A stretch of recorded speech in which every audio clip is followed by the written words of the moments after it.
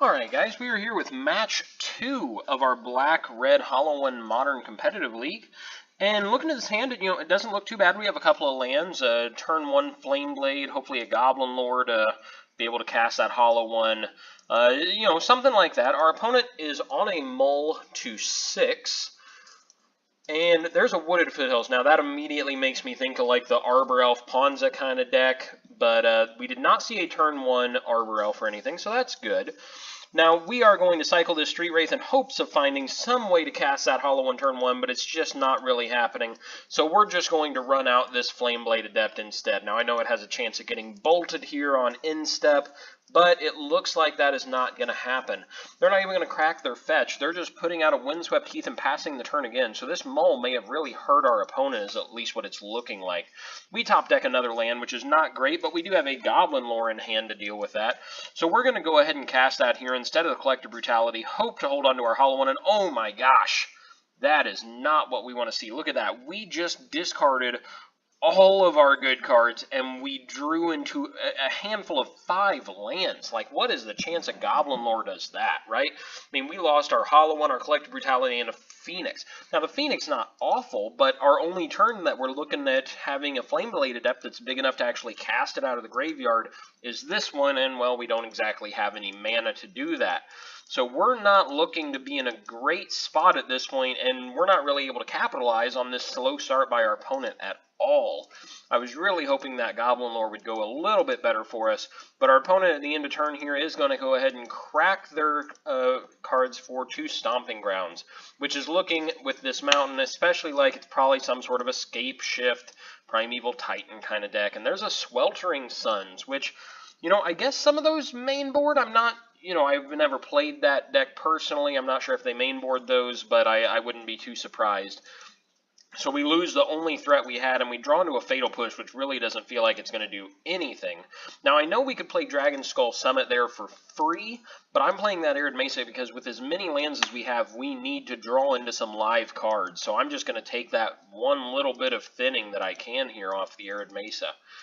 And they're going to be playing a Solemn, I can't say the other word, you know this card. And I thought, I could crack this Arid Mesa and push this card, but do I even want that to die, right? Like, it draws them a card when it dies. Maybe that's just bad for me? I wasn't actually sure what the right call there was. It was very likely to push it, but I was a little fearful of them drawing the card, as I probably shouldn't have been. But we did go ahead and play the Phoenix, and we get in here for 2. We at least get a start to this game going. And we take them down to 11. Now they're going to be able to start attacking back in, and unfortunately they are at 6 mana, and look at this. There is a Summoner's Pact that they're casting, which is surely going to be finding them a Primeval Titan, and yeah, it looks like it was. Now they're going to be able to cast this Primeval Titan right away, grab a couple of lands. I'm going to have literally nothing I can do about it. Unless I, top deck another Bolt, but I mean, even my Phoenix is dying. Things are just looking downright awful for me at this point in time. So, we top deck yet another land here. This is enough for me. I'm going to scoop it up. I'm going to go on to game 2, because this is not a winnable spot right now. Alright, in game 2 here, we're on the play, so that's always good, and I think this is a keepable hand. I mean, we have a creature, we have a Burning Inquiry if we really want to dig for some other kind of cards, and we're just going to force out this Flameblade Adept, saving that Street Wraith to get that little bit of pump extra value next turn, but it gets bolted. Of course it does. So now we are looking at just Burning Inquiry, just cycling as much of our hand as we effectively can here, see what we can draw into, and we do find another Flameblade Adept, but we lost a Hollow One to this. And again, we have a Phoenix in our graveyard that we currently have no way of getting back.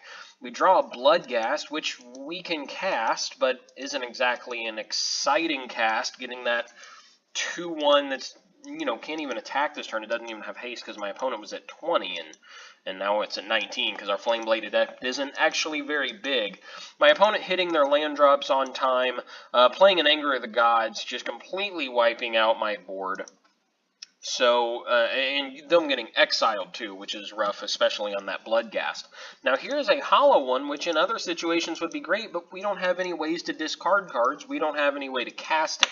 I could cycle it, trying to find something else here, but I feel like, what am I going to find that's going to make things better? So I go ahead and crack this Bloodstained Mire, grab a Swamp, and I find another Bloodghast here, which I'm just going to have to hard cast because I don't have any way to play anything else much. They play a Relic, meaning I'm going to lose my graveyard. Not actually going to get any value from these Flame Wakes, and if I draw in any Gurmags or Tazgurs, which I did sideboard out at least one of those in this match, you know, I'm going to lose that as well. So, no attacks from our opponent, of course. You wouldn't expect them to do that, but we draw another land. Now, while we aren't actually looking for lands actively, this does allow us to cast Hollow One. So we're going to go ahead and attack him with Bloodghast, force them to block and sack their Sakura Tribe Elder, and then we're going to cast Hollow One on second main.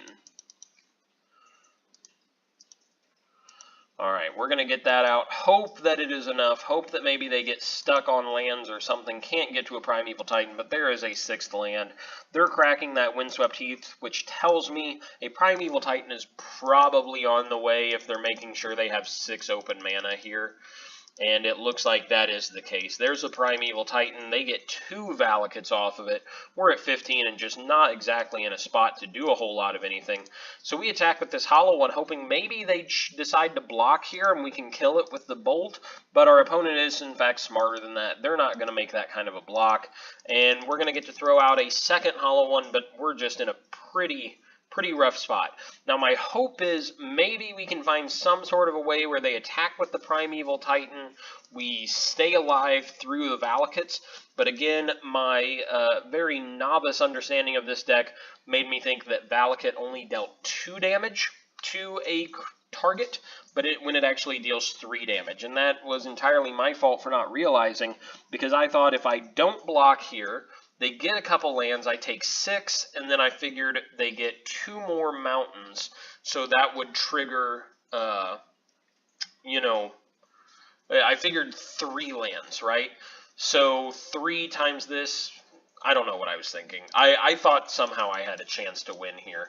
Actually, I was hoping they didn't have a land drop, they got 2 more mountains, and that I was going to live on like 1 life, be able to crack back in for 10 and, you know, have this Bolt off the top to finish them off or something. But this is the point when I realized Valakut actually deals 3 damage each, and that is plenty enough to kill me. So that would be the end of my game. So we end up going 1-1 right now in this competitive Modern League, and we are going to go on to match 3.